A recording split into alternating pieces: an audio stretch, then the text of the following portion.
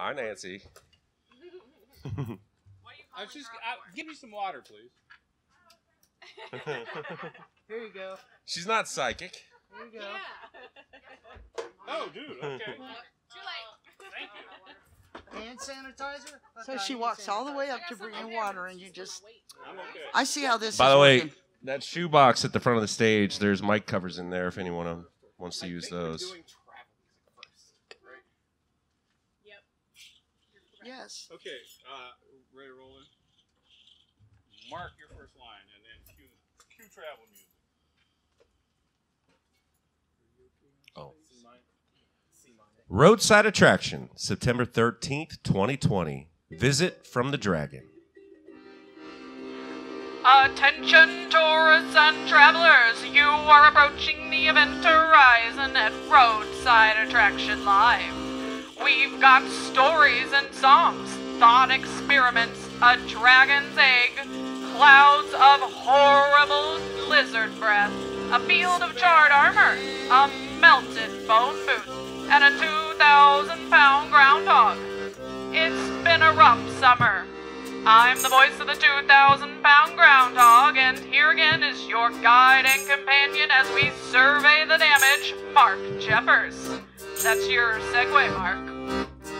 Oh, man, I've heard of the word segue. I've seen the word segue, but it took a long time to connect the two. That's an example of what the dragon did to your thoughts. Yeah, you reach for a word that's always been there, but suddenly it's gone. Roar! Oh, now it says here, cue the dragon, but that seems like a bad idea. Roar! I know, and there's a strange movement in your peripheral vision. When that happens, don't move. It can't see you when you move. It ate all the beans. And he screwed up my schedule. It drank all the bleach. Well, that's what the president says to do. Roar! When you walk through the garden, better watch your back. Well, I beg your pardon.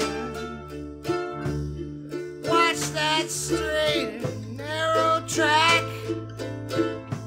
'Cause if you walk with Jesus,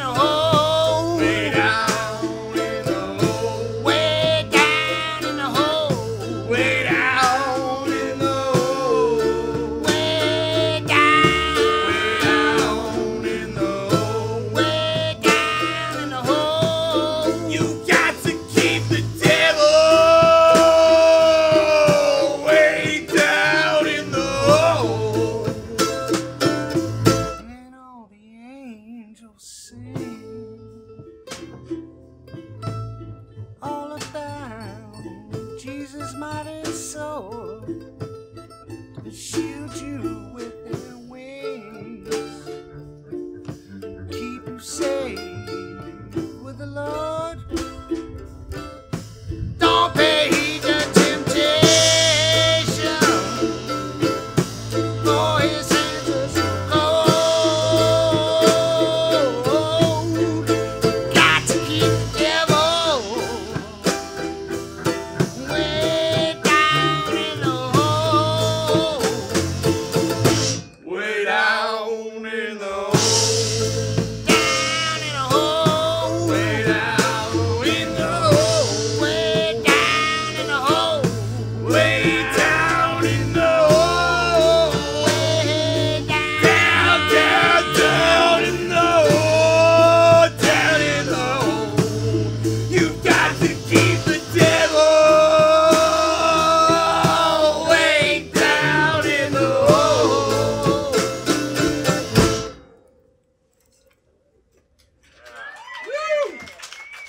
Thank you.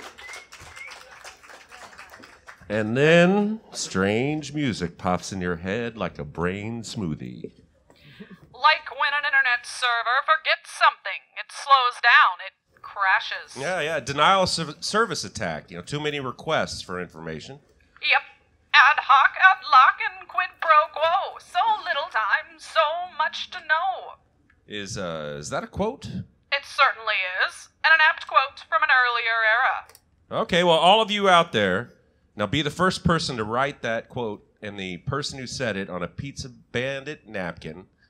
Bring it to the stage, give it to me, and Roadside Attraction will buy you a beer. Yes, sir. Travel music.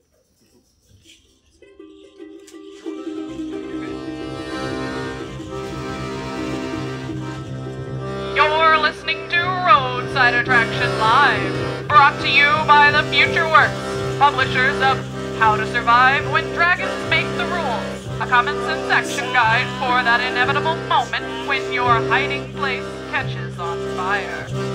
And by... Damn, this has been the longest and shortest and stupidest summer I can remember.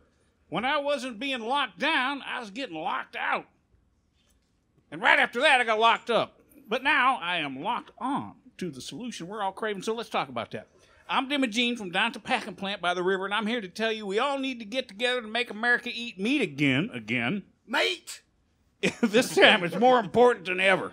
If you just listen to the fake news, you'd swear us folks down at the meatpacking business have had a rough go-round lately.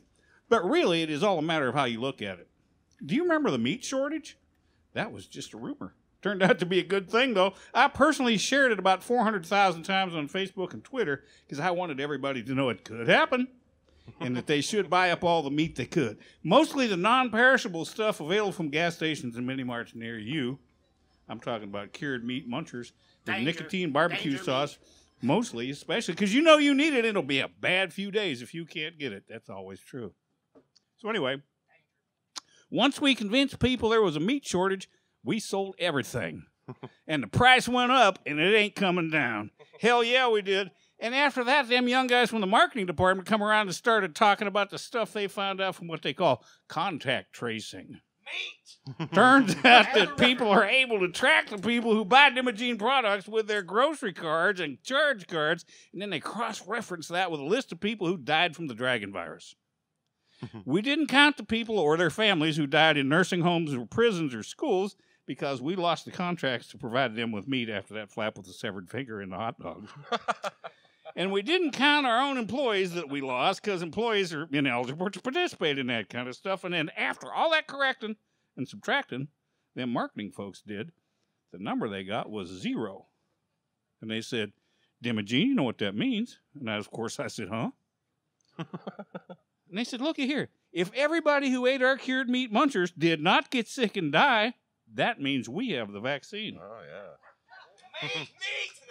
And since we're already selling it, we're automatically first to market. All we have to do is rebrand it. We're going to call it The Cure. So I said, hell yes, let's get the word out. Cured meat. Well, then, of course, Tanya from Quality Control says, You can't just say it's a vaccine. You've got to have approval from the FDA and the CDC. You need to go through clinical trials. So I fired her little round ass. And to hell with the FDA and the CDC, too. There's a great big pile of money to be made here. So the plague is over. Just buy some Dimogene's Mostly Meat Munchers with nicotine sausage. You don't have to worry about no visiting dragons no more. Yee-haw! Let's have a party! And make sure you keep a good supply. You're going to crave it. Make America eat meat again. Woo! Woohoo! Meat! Where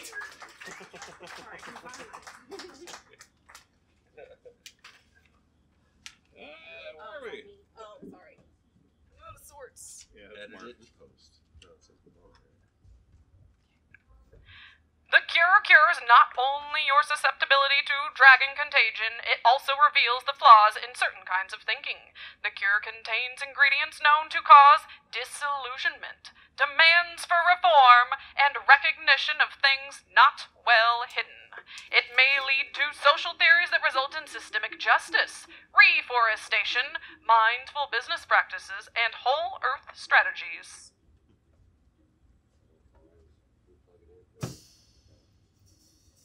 Oh, yeah. Go ahead. Well, you all got to figure there's some disarray here at the Roadside Attraction, summer 2020. Now, when we left off in March, the groundhog was stocking up on vegetables. But since then, we've seen shortages of toilet paper, hamburger, gardening supplies, baking powder, and companionship. And now the landscape is smoke and ruins, and the paint-splattered expectations all Jackson Pollocking the roadmap to the future. But Brandon Barry is here, and he's doing a fire investigation into an accidental arson.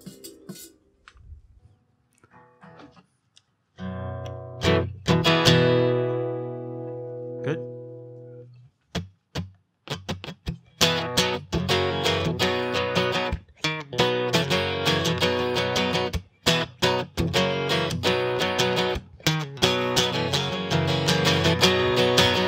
Smash my fingers in Granny's car door. It didn't feel too good, but I learned some more. And she let me drive when I was only 5. She didn't ride along with me. I found comfort in the passenger seat.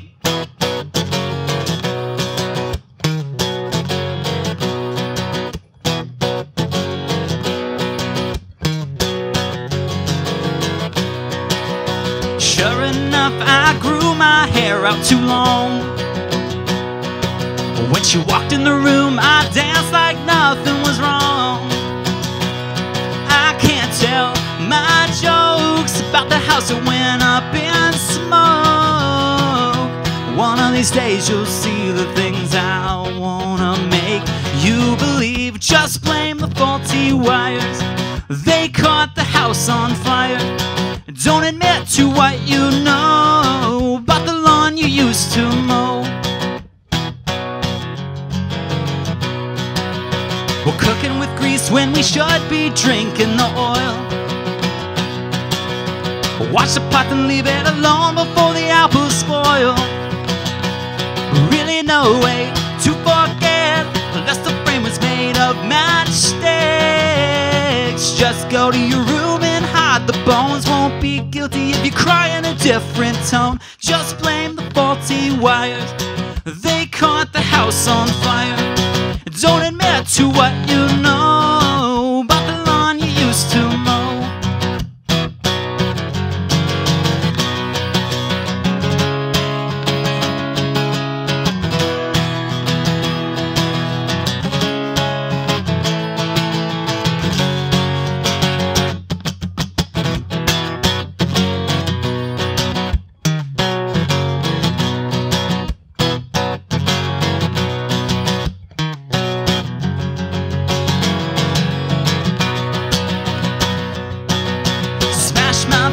In Granny's car door. It didn't feel too good, but I learned some more. And she let me drive when I was only 5. One of these days you'll see the things I want.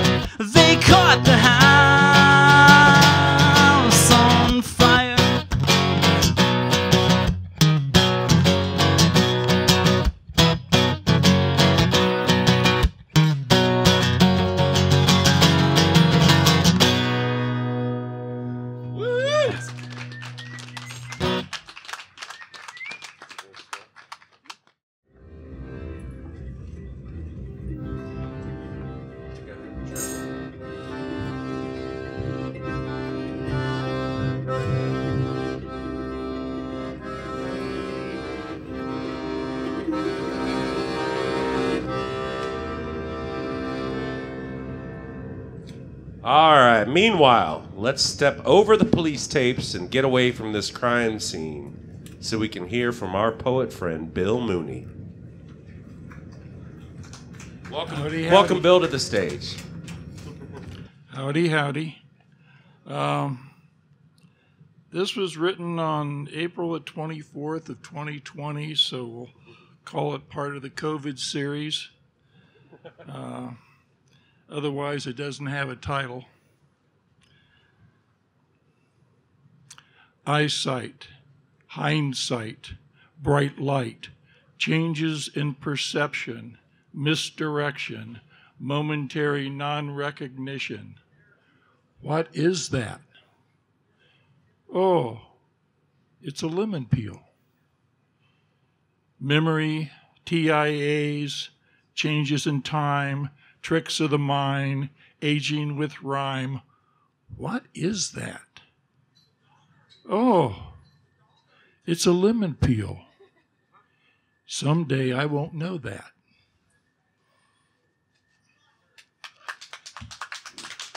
Bill Mooney, everybody.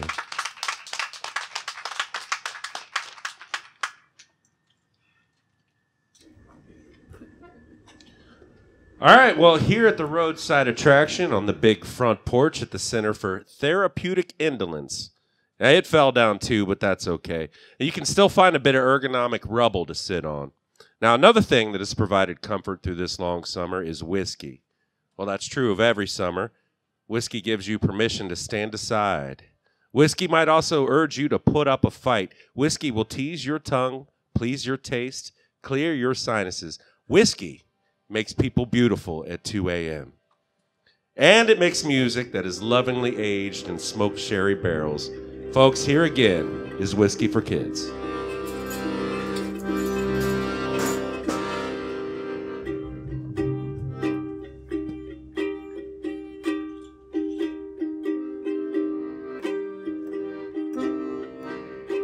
Well, down Louisiana, where the black trees grow, there lives a voodoo lady named Marie Laveau.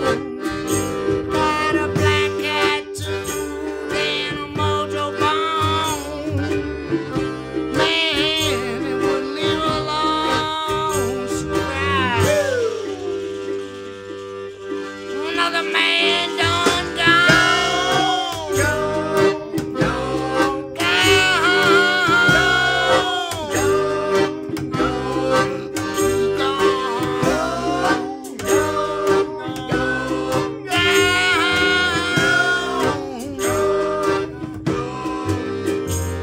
She lives in a swamp in a hollow log. She's got a one-eyed snake. She's got a three-legged dog. She's got a thin, bony body and some stringy hair. And if she ever catch you messing around there, she cries.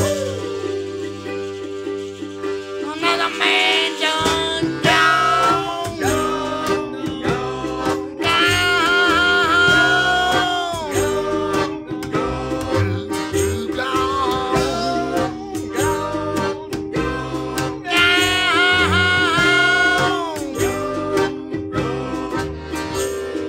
And then one night when the moon was black, into the swamp came a handsome Jack, a no good man, as you all know, and he was looking around. Oh, Marie Laveau! He said, Marie Laveau, you lovely little witch, why don't you give me a little charm that'll make me rich? Give me $1 million and I'll tell you what I'll do. This very night I'm gonna marry you. We'll be long gone. Long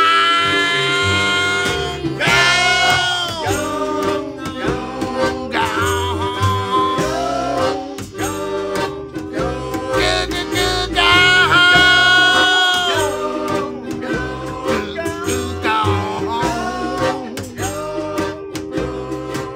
So Marie did some magic and she took a little sand and made $1 million and put it in his hands. Well, then she looked around and she said, hey, hey, hey, I'm getting ready for my wedding day. Oh, handsome Jack said goodbye, Marie. You're too damn ugly for a man like me. Marie started crying, her eyes started flashing, and her body started shaking, and her veins started dancing. She cried. Another man turned good.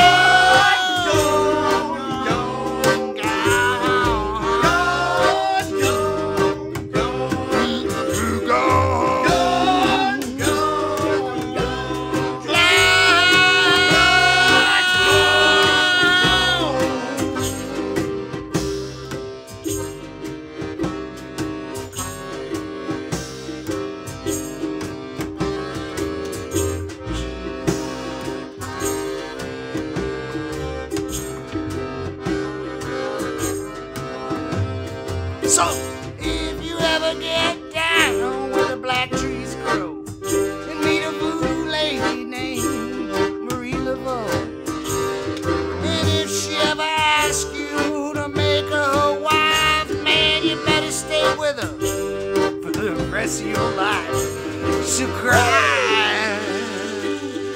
Another man done good.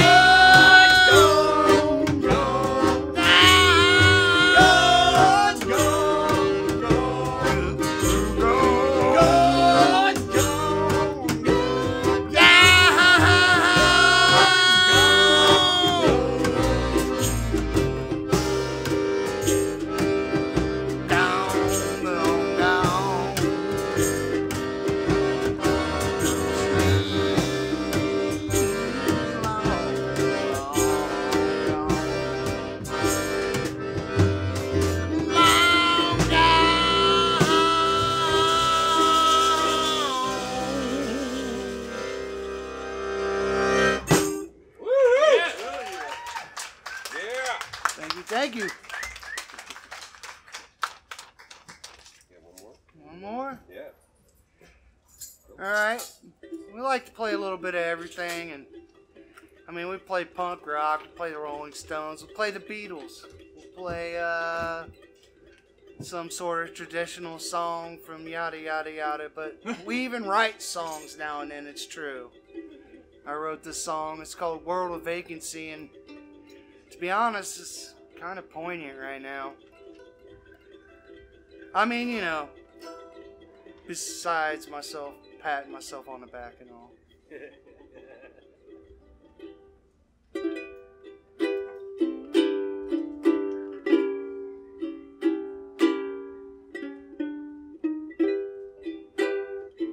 When you're proud of a song you wrote, you're proud of a song you wrote.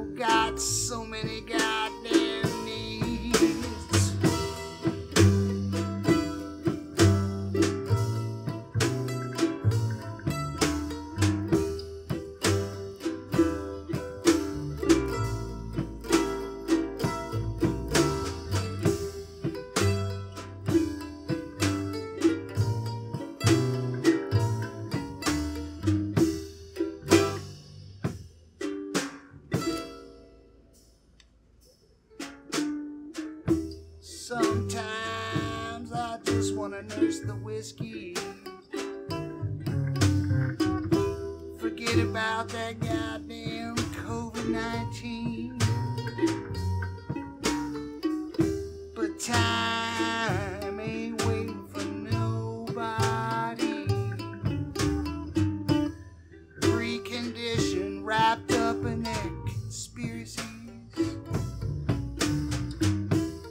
Politics and morals and beliefs. Imaginary freedoms in a world of vacancy. And it's a world of vacancy. And it's a world of vacancy.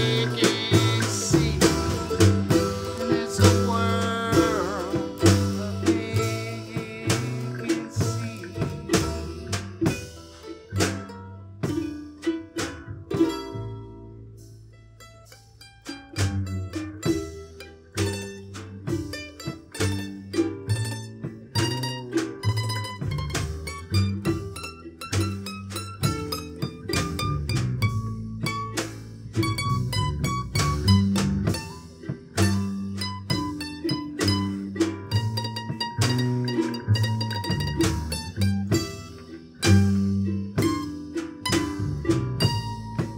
You ain't getting off the hook that easy. Good.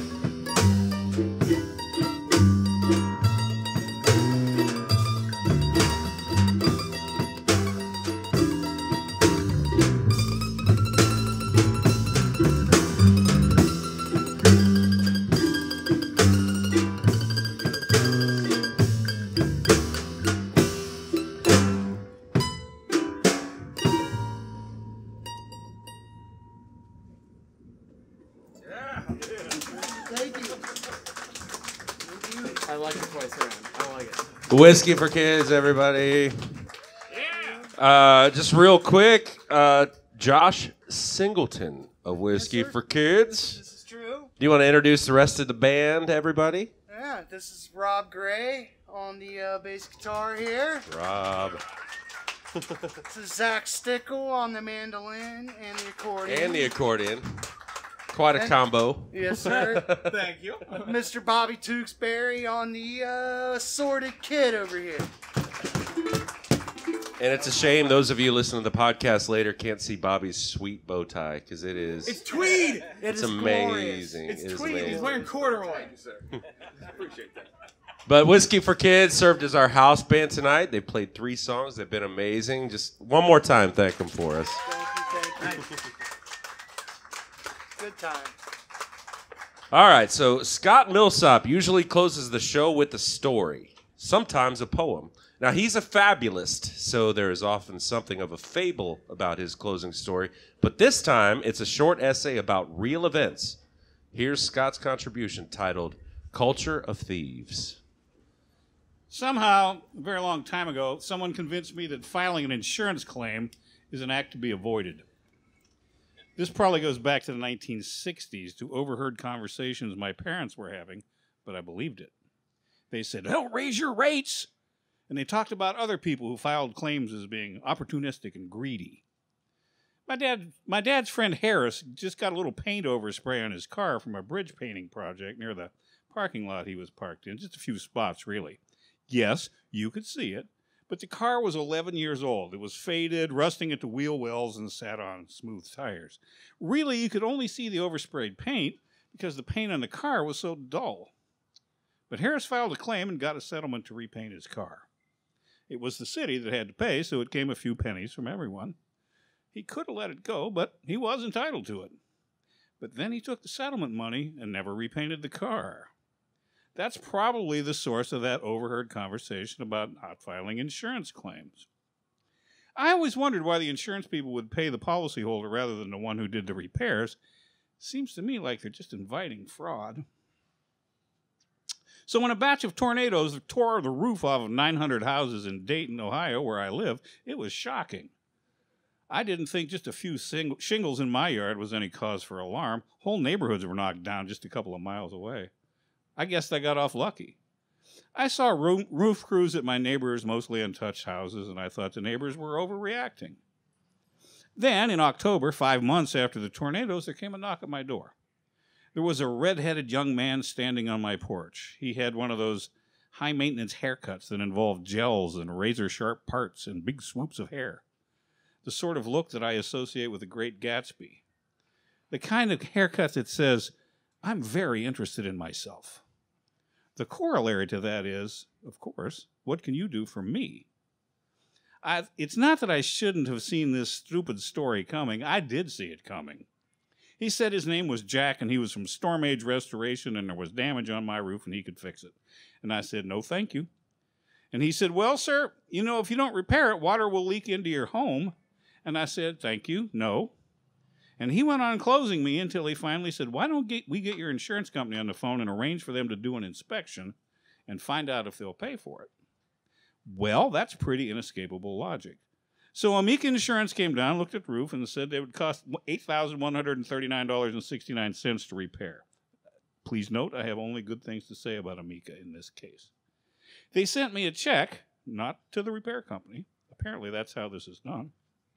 Jack from Storm Aid Restoration said, okay, now you write me a check for half the amount to pay for materials, and we're good to go. So I wrote a check to Storm Aid for $4,069.84. He said, we're super busy and it's almost winter, so we won't be able to get to this until spring. And I said, I understand, but if you screw me, I will burn down your house. He said, ha, ha, ha. And then he handed me an e-tablet to sign a contract, which I did, and he said, ha, ha, ha, again. And when spring came, the coronavirus came with it. Storm Age Restoration said they couldn't get started in a pandemic, orders from the governor, and that was inescapable logic again. They were sorry. They said, God bless, in their emails.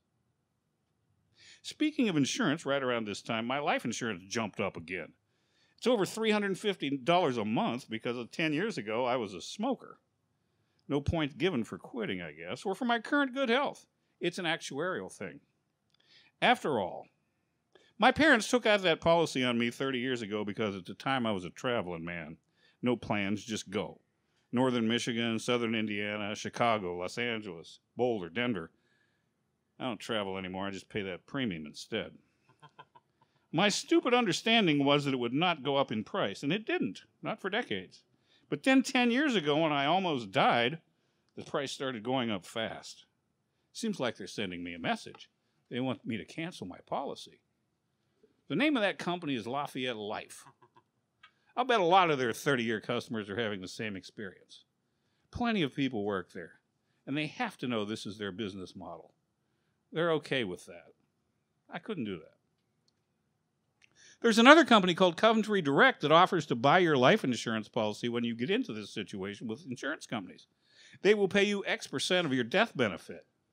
My policy is for $200,000. If I sell my policy to Coventry Direct and then die of coronavirus next month, Coventry would make $199,650 on the deal minus X%. If I don't die next month, and Coventry Direct were to pay Lafayette Life Insurance $350 a month on my life insurance for the next 45 years, they'd still be money ahead when I died, and I'd be 114 years old at that point. But after a 5-minute interview in which they asked all sorts of personal medical questions, the kind of questions no employer is allowed to ask, Coventry Direct said I didn't qualify to sell my policy. I'm not near enough to death. Too much risk for them, I guess. So I'm near enough to death that Lafayette Life is trying to convince me to drop my insurance, but there is too much risk of me continuing to live for Coventry Direct to buy my policy. This all has to do with actuarial science. But, you know, if it's a science, wouldn't you think they'd get the same answer for risk assessment on both sides? I have to cancel. I paid money for nothing for over 30 years. They tell me I was paying for peace of mind, but I don't recall a single instance of peace related to life insurance. There's much more peace in a glass of whiskey. We live in a culture of thieves. Soon enough, it was spring and there had been no activity on my roof. I called Storm Aid and I got their voicemail.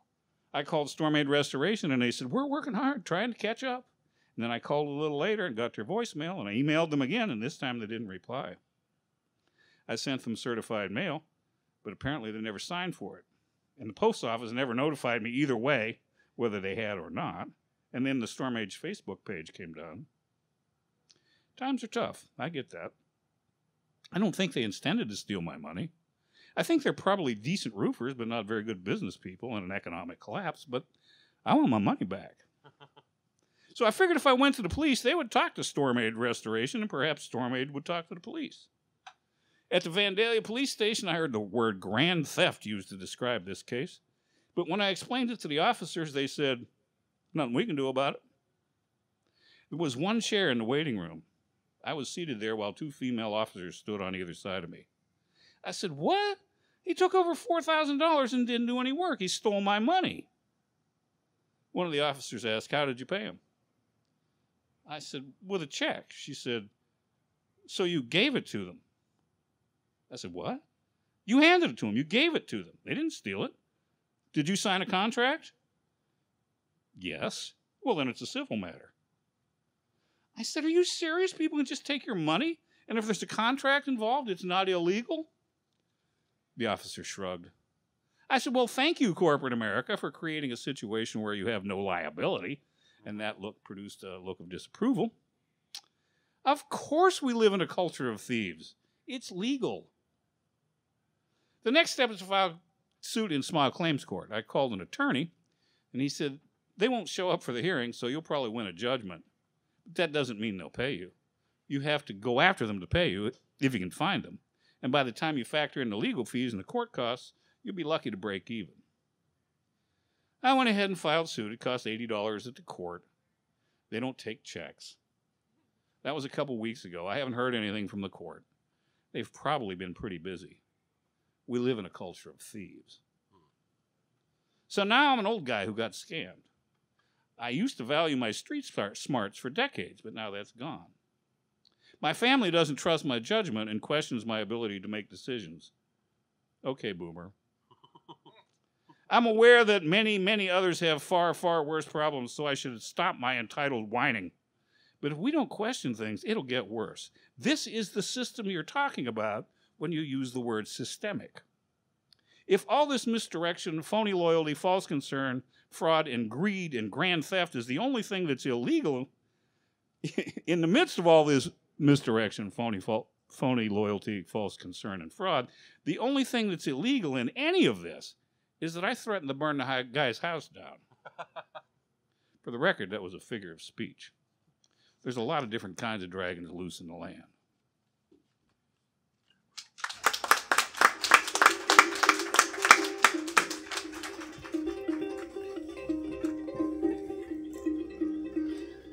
Okay, folks, the show is over. Now you're welcome to stick around and help us get back to normal. There are dragon droppings in the fun house. The main stage is a staging area now. There are dragon footprints everywhere. Now they'll make your skin itch just to think about them. Now the visit from a dragon is a once-in-a-century event, they say. But they also say that about floods and fires, but now there's a new one every couple of years. You all be safe.